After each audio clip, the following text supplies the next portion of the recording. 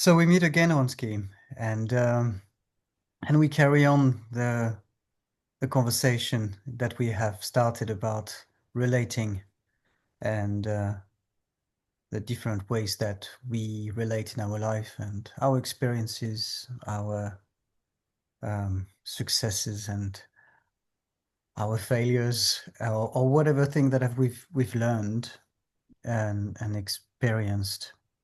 And I wanted to share with you something about my journey and my spiritual journey, or the first time I stepped into a workshop in a space for me to dare looking inside of me. Yeah. And that was in 2001 in November. I was in Pune, India, in the big Osho ashram that there is over there, before they before they destroyed the whole Buddha hole and made the big like pyramid and stuff. But anyways, special moment. And the first workshop that I ever took was called From Fear to Love. Mhm. From Fear Mhm. to Love.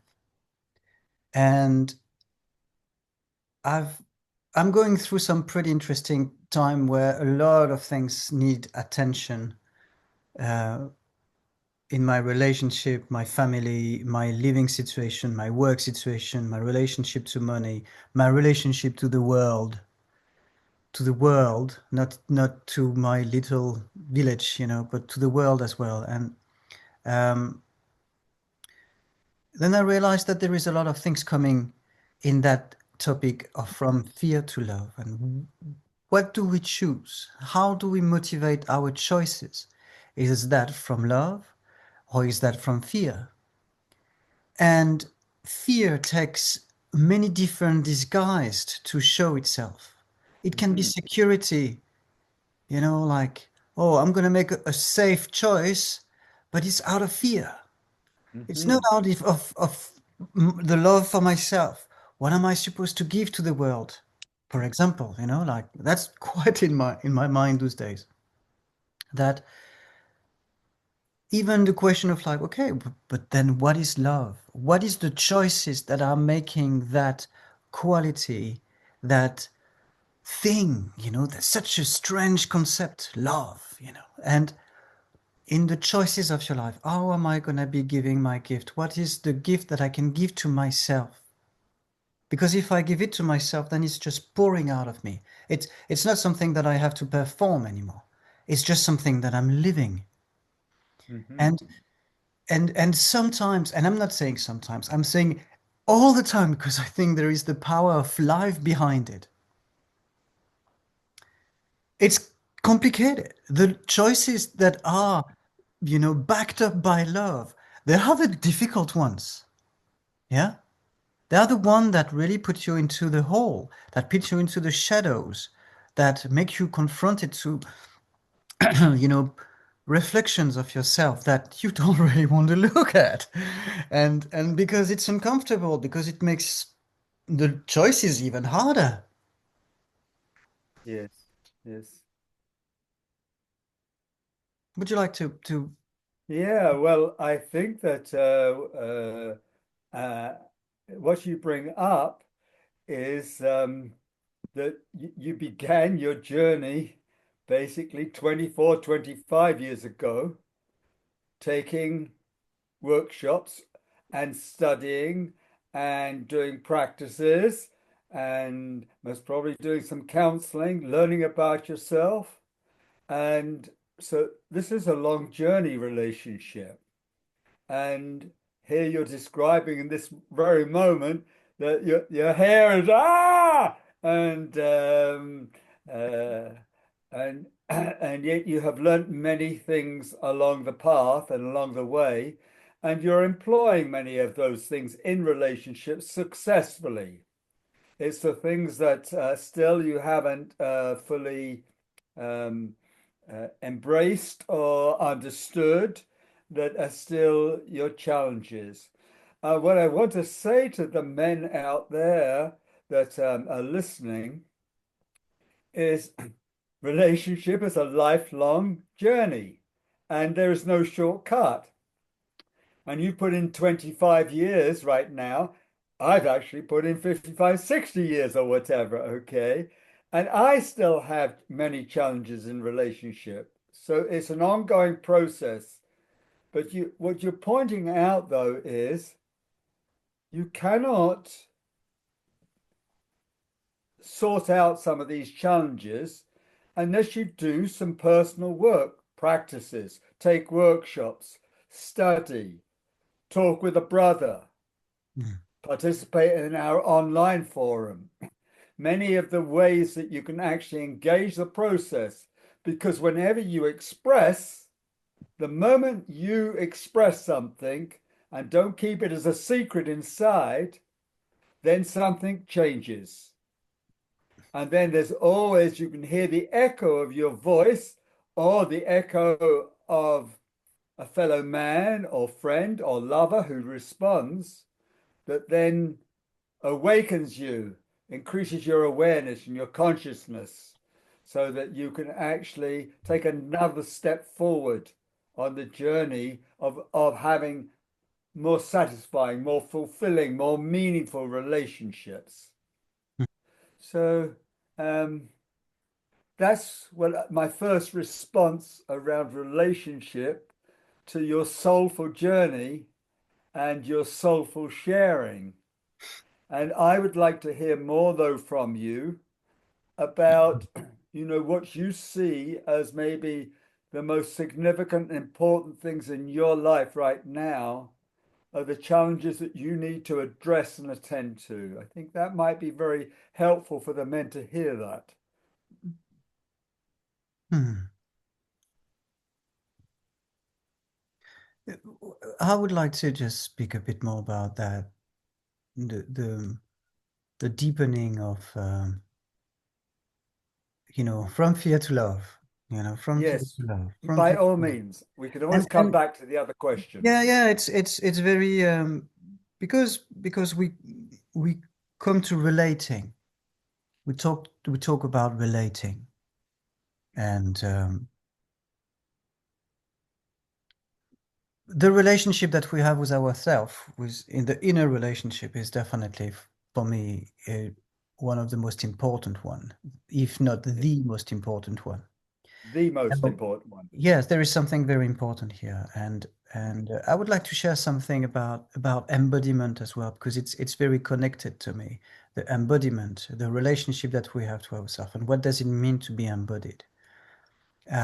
Because there is a lot of ways to look at embodiment, and what is our bodies? What is really the body? Is that my physical body, or is that something else?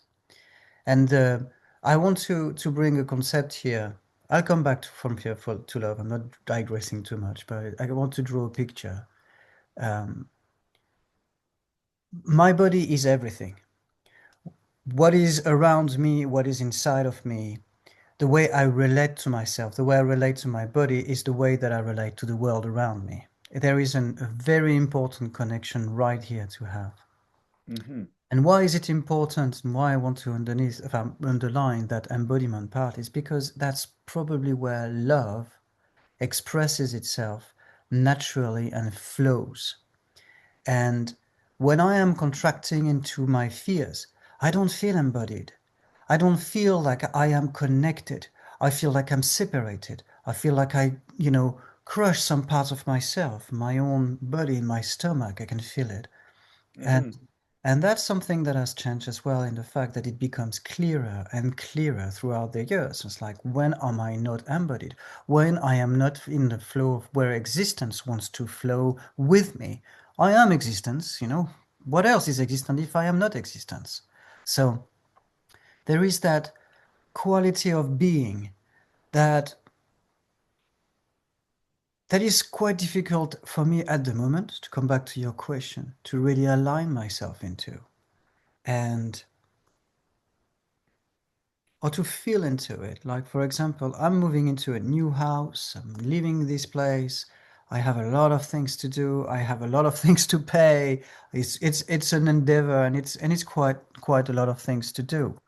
And where do I find my embodiment here? Where do I find the right way of doing it, and doing it not from a place of contractedness, but from a place of like, I'm flowing with it, and it's complicated. That's really what I experience in my life those days, is that things feel like they are not flowing together, that I have to pull things through, and that it costs me.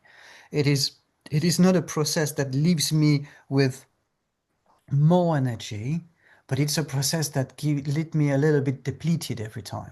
So I need time to recover to be able to take the next step. And I feel like it's a little bit of a drag, and it's a little bit of and it's an interesting wave. Sometimes life is like that and it changes, and I know that. But um, um, the theme of From Fear to Love came up to me because I think there is a way to deal with those lower kind of moment of life when things have to be pulled through, things have depleting.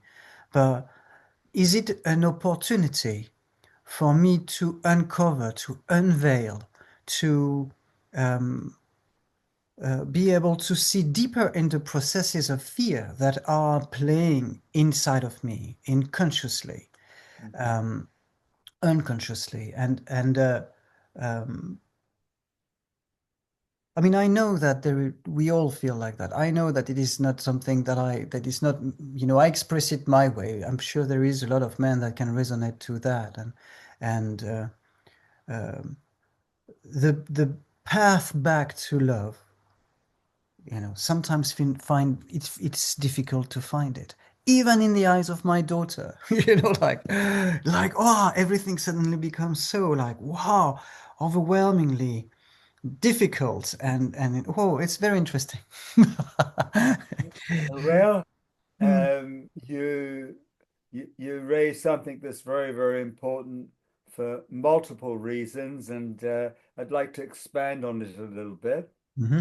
which is you point out, that when you're in the flow, whatever that is, okay, then obviously things go in a much more fluid and a well way.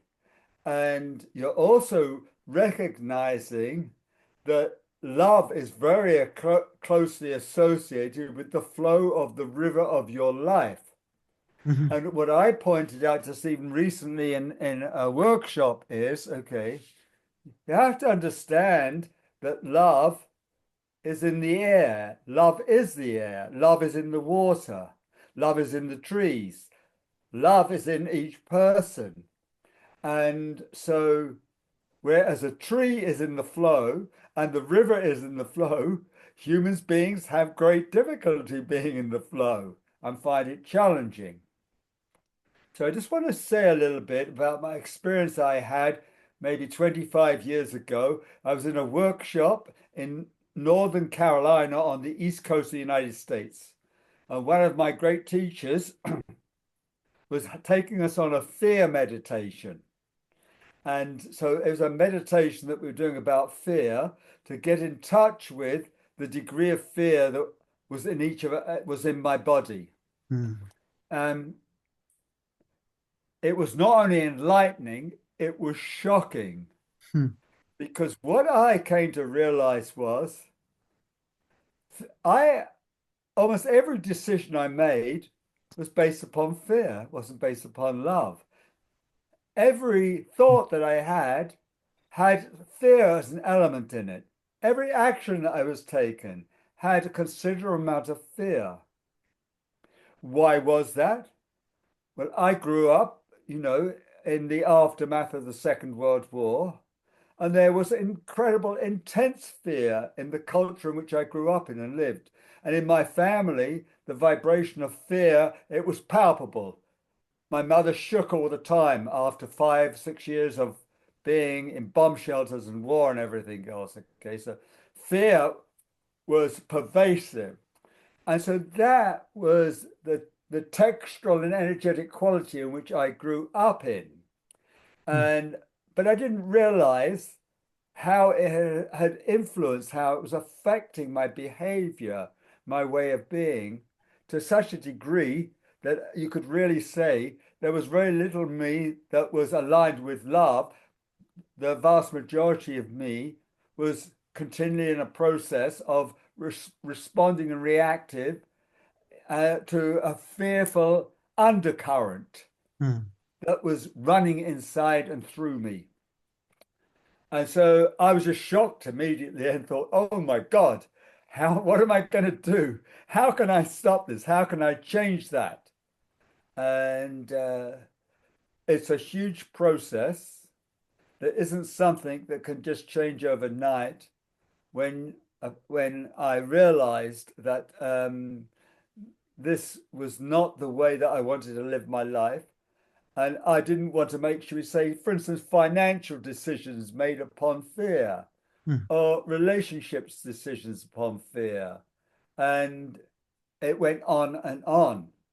Uh, I have gradually attended to that. And when the men come to our workshops, we'll give you tools and exercises to help you address these issues around how fear influences your relationship and how you can, at the same time, to have it in balance, to embrace more love in your life, because you just cannot eliminate the other and then think that love is going to flow into the opening, the vacancy, the space there. Love has to be nurtured. Love has to actually grow inside of you and be birthed outside of you and stuff. So I want the mentor out there that are listening to this conversation to ask themselves the question, how much fear do you have inside of you? And how much is that dictating, running your life, mm, and actually limiting your life so that it tends to be more of a struggle than a flowing, very pleasurable experience. So that's my response there momentarily. I love what you're saying, though, about the importance of love, because men don't often talk about love. And mm. for the men out there, thank you for listening and receiving me too. Well, it's a basically it's the base of relating, right? When we relate from a place that we Mm, feel as love, because there is it's a vast subject and it's a very interesting one, to really embrace it and I mean, love is one of the mysteries, is one of the mysteries of life. We know it's there, we know when it's there, and when it's powerful, we're moved by it so much. And at the same time, it's so difficult to grasp. It's so difficult to define. It's not in the mind that we can actually understand anything about love. Love is something that we have to live. Love is something that we have to share. Love is something that we have to leave behind us. And and that's a wonderful exploration in a yes. lifetime to see how deep, how far can we go into that concept. Um, I really like that part because it is that part uh, because everything that is touched by love is changing. Yes. There is a powerful change happening when there is a softening into what we uh, feel as love. Mm, It's changing ourselves deeply, and like I said, not in the mind, but it's making us feel more home in some ways. There is that intimacy into inside of ourselves, and a softening into what is, and that's very beautiful because it's so much the opposite of fear. It's so yes. much the opposite of that contracted separativeness kind of feeling, but it's on the contrary, like, oh, I'm coming into have that glimpse of a certain type of oneness, of a non-dual state where everything is okay. Everything is okay. The problem don't disappear, you know, but it's the way we look at it and the way we resource ourselves from the oneness into which we can be. That's beautiful. I mean, that's the goal eventually, like to really come into a place of that, and the path to be taking for man to uh, reconciliate ourselves with each other, to Yeah. find a ground where we can actually share that quality of being. That's what we search into Men of Fire. That's where we are experimenting and bringing our experience, but also bringing everyone's experience, and interested about creating those spaces that are going to be unique and that are going to be really that are going to be created by the one contributing to it. And that is where the transformation happens, and that's the almost a ceremonial kind of spaces. And of course it is fueled by love. Of course it is Yes. fueled by love. Well, I think you said it so well when you said softening into love. I add the word presence, so softening into loving presence. Hmm. And so when you're in presence, Hmm. okay, when you're fully present, 100%, then you can start to tap into this deeper thing that we call love and feel it, first of all, and share it. This Hmm. means dropping out of your mind, okay, because love maybe in some small way resides in the mind, but love really resides in your whole being, in your body. Hmm. And it's you want to feel it. And then when you feel it, then life changes. Hmm. And so I want to encourage the men just to think about that out there now, about asking themselves not only the question, okay, is fear running your life, but how present are you? Because presence is one of the practices that we teach in our workshops to that allows men to be able to drop into this altered other state that they're not so often in or not so familiar with.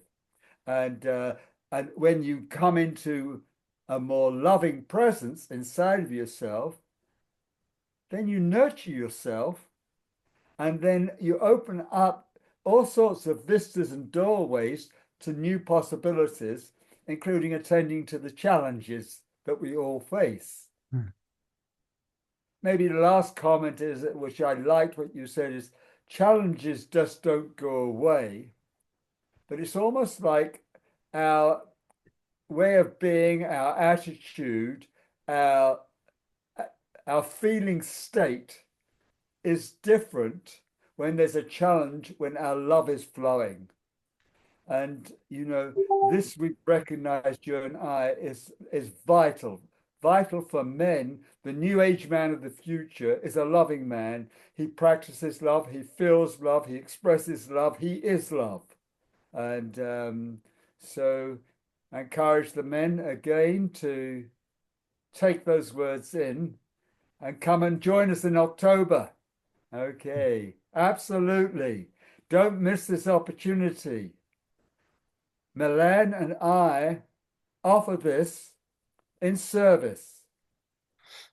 When you come and we work together, we will be able to transform and help one another on this journey.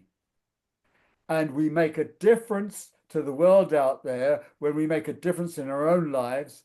And when we share that with other men in brotherhood, then something starts to really shift. And so I keep speaking to it and I won't stop speaking to it either. No, you're passionate about it, so thank you. So, but you have said it all. So, yeah, keep an eye on the space, man, and see you there. Absolutely, see you there.